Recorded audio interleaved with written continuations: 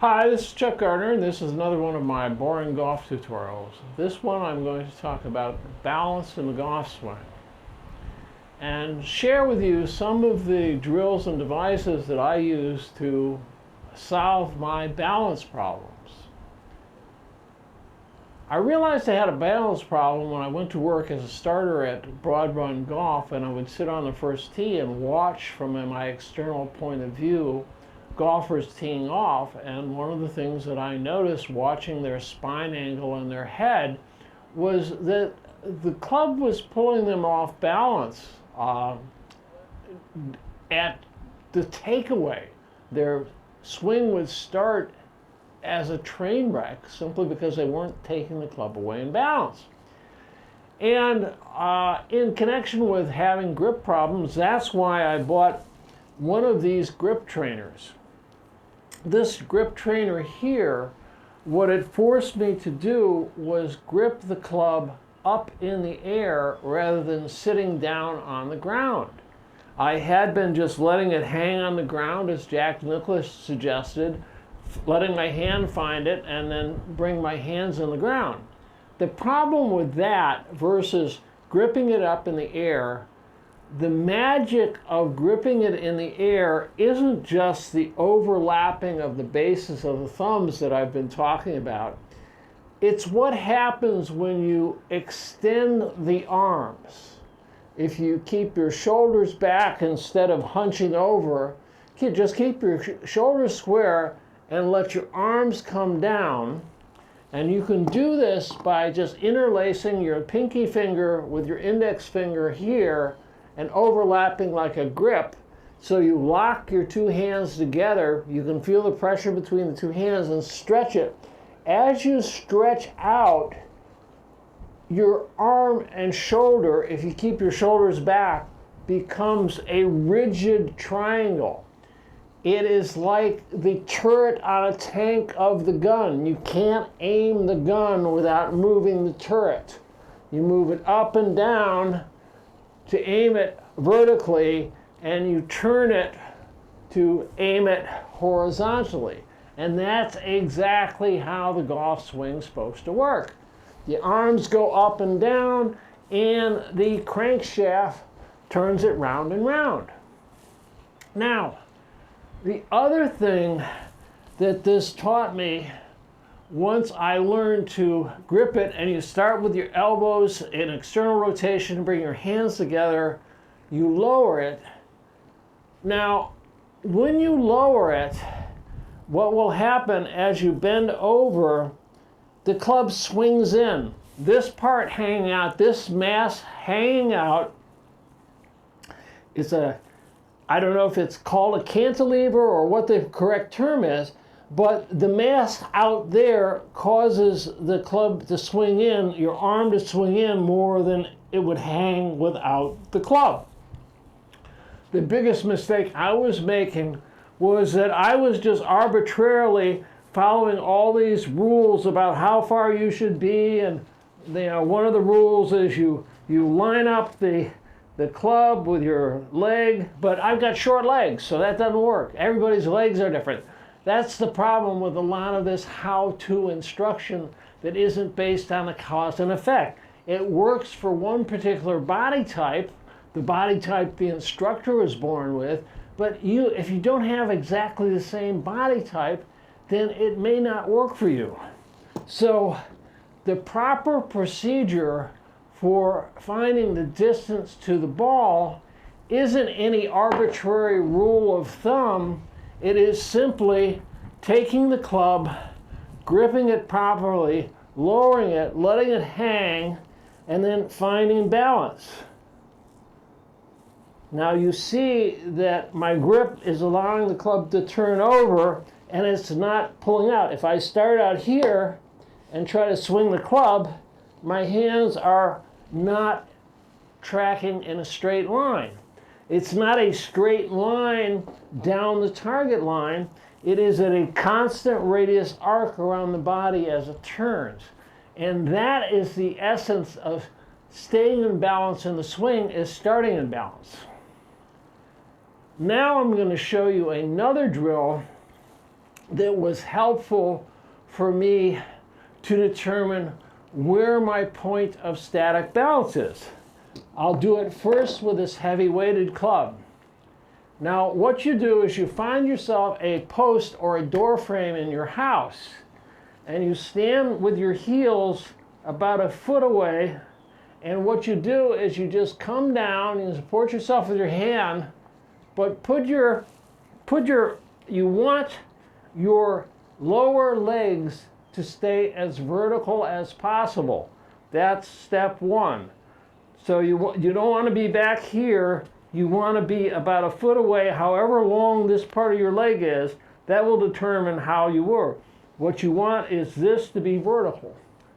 Now what you do is you can start without a club. Then what you do is you just bend forward at the hips, and then eventually what will happen is that your butt will come away from the wall.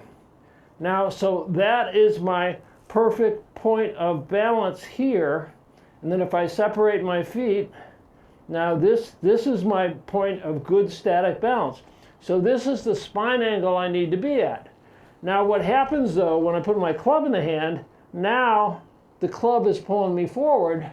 So a useful exercise is you do this drill starting with vertical lower legs, back flat on the wall, come out, grip the club, and then find the point of static balance where your butt is just touching the wall. And you will find if you're at that point of static balance, you should, when you swing the club and look down at your hands, see your hands when they pass between your feet, they're not being pulled out away from your body. If they're being pulled away from your body, you're being pulled off balance by the weight of the club. That's much more likely to happen than losing balance backwards. What I noticed the pros doing when they set up at address, particularly Sergio Garcia, when he first came on the tour, he took forever to set up. And what you see the pros do is they do happy feet, where they are actually balancing like Charlie Chaplin on their heels, because where is the club going to pull you off balance? It is going to pull you off balance at this point here, where it whips down in that direction and is trying to pull you that way. The force vector of the kinetic energy in the transitioning club head is going out in this direction. If you were to let go of your club at this point of the swing, it's going to fly off at a 45-degree angle in that direction. If for some reason your club head snaps off at that point of the swing, it's going to head out that way. So that's where I got the concept of the force vector in the club head, but I also realized that there's a force vector in the swinging arms. If you take your arms and just put them together here and swing them around your body, the mass in your arms, that's going to affect your balance. That is why that swinging one arm this way and then swinging that arm in that direction, that's the golf equivalent of a figure skater spinning with both arms. The difference is that the figure skater isn't holding a club out with the hands, creating this asymmetrical balance problem. So, do this post drill with every club in your bag. For your longer clubs, what you will want to do is find something you can stand on. See if I can do this without killing myself here. Find something you can stand on and do it so your club doesn't touch the ground with your driver, and you'll be surprised at the difference in where your setup is. It was an eye-opener for me. And so that is one of the key things that I started focusing on, and my ball striking improved exponentially. Now I'm going to wrap this up with another drill that I found most helpful. I found a book in a bookstore. It was called Winning the 3 Games of Golf. I'll make a screenshot of it and show it to you. It's by Hank Johnson, who is a teaching pro down at some country club in Birmingham, Alabama. And you've probably seen swings like this where the club is held out here like a normal golf club. This one is different. This one, for this drill, what you do is you start with the butt end of the club in your belly button. You can keep the face vertical like the face of a golf club. Now, what this forces you to do is do that stretching out of the arms that I was talking about is so important to get a good rigid arm triangle. The other thing this does is it literally forces you to do a one-piece takeaway. You can't move your hands without moving your shoulder. So what happens in the takeaway is you come back here and you get to the point at 45 degrees where it comes out, comes up to the top. On the way down, it reconnects to your belly button automatically. Then it stays connected until the finish, and you bend your hands. So it's disconnect. Now, the shaft is like a spear pointing back down at the ball at this point. When it comes up here and you connect and hinge, the geometry is such that this is like a spear aimed at the ball. So on the way back down, you literally throw the spear and then it will reconnect as it comes through about here and stay connected until about 45 degrees past, at which point it comes out and around. That drill I did over an entire winter break. And when I went back to the golf course in the spring and started playing again, my swing had improved exponentially.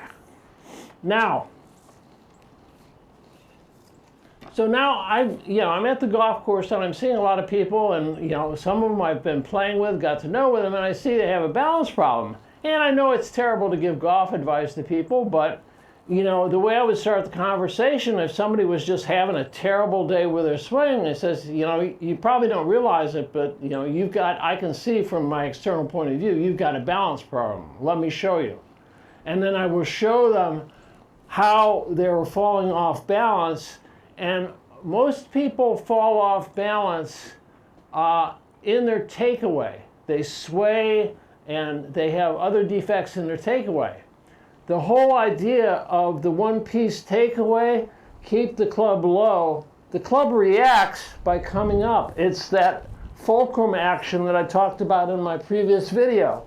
The lower you take the club back, the more it will want to react and come up and give you a free ride up to the top. See how smooth and rhythmic that is? Not a problem. But what beginners do, they have this concept in their head that they have to lift the club. So their first move up is back and inside. So you have to cure them of that. Now, the way I cure them of that is I say, take your club and swing it back to where you normally do, which is here, right?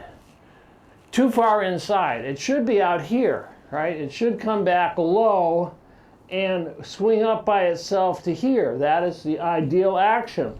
The club is steering the hands, not the hands steering the club. So what I do is that they're off balance. They have their club back here. So I walk over and I pull on their club. And because the toes are pointing the other direction, what happens is I pull them off balance. And I explain to them in their conscious brain that swinging the club back here is not a good idea because it's going to pull you off balance every time. Then what I do is I show them how you're supposed to take it back low and just let it swing up in the hands, right? My hands really haven't come up yet. All that's come up is the club.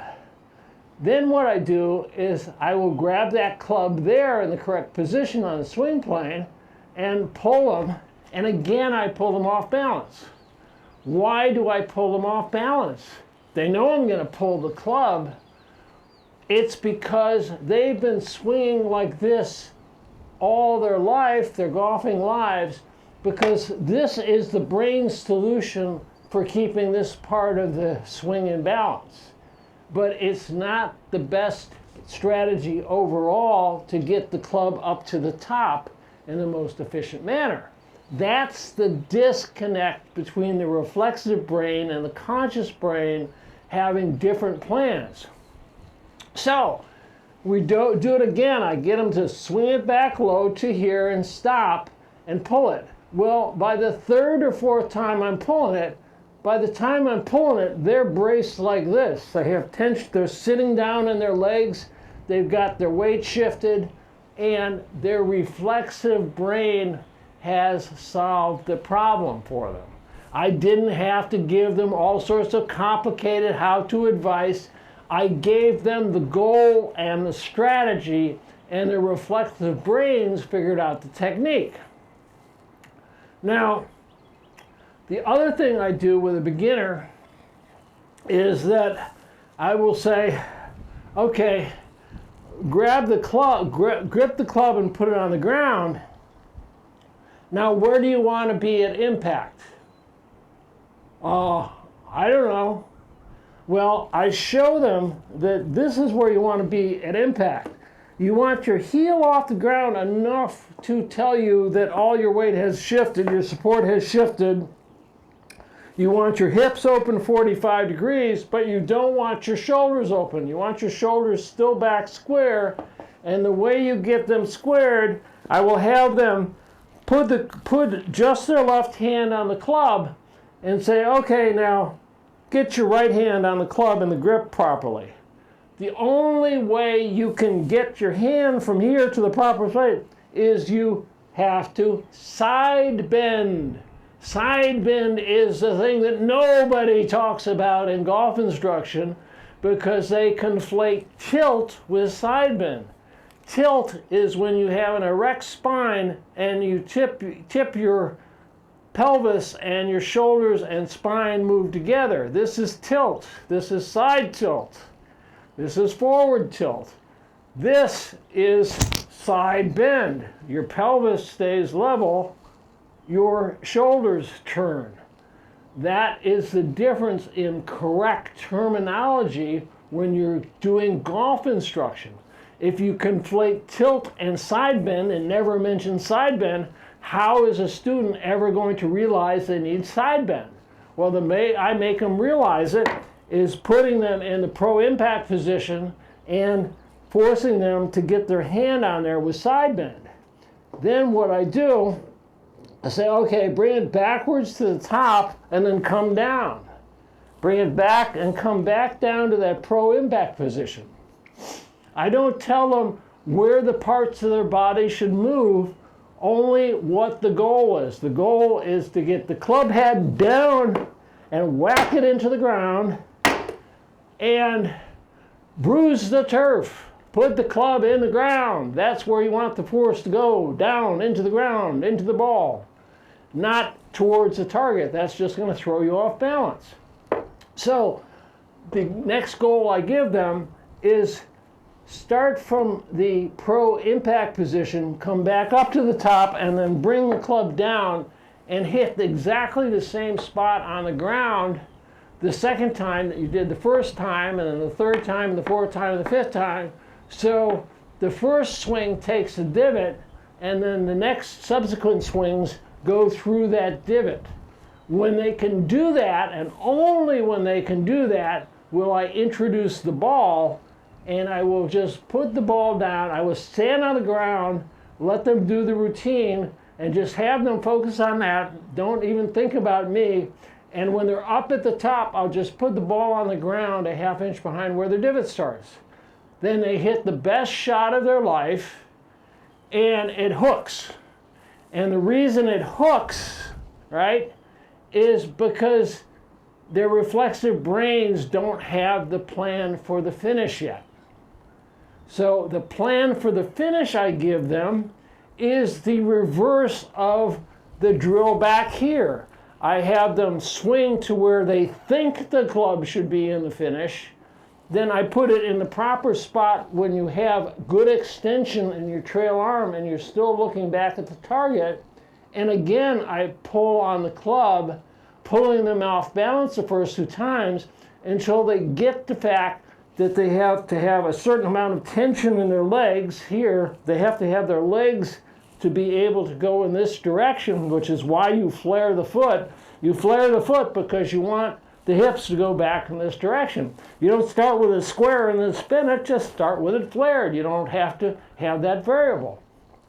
That's what Hogan did, 22.5 degrees, half of 45.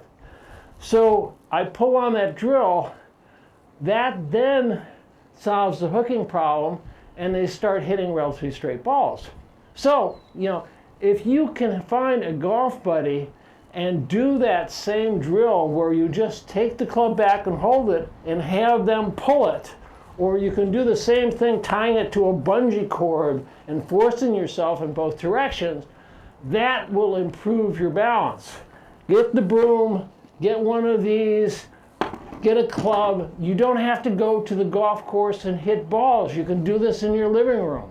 You can solve all your problems in your living room. So that's your lesson on balance.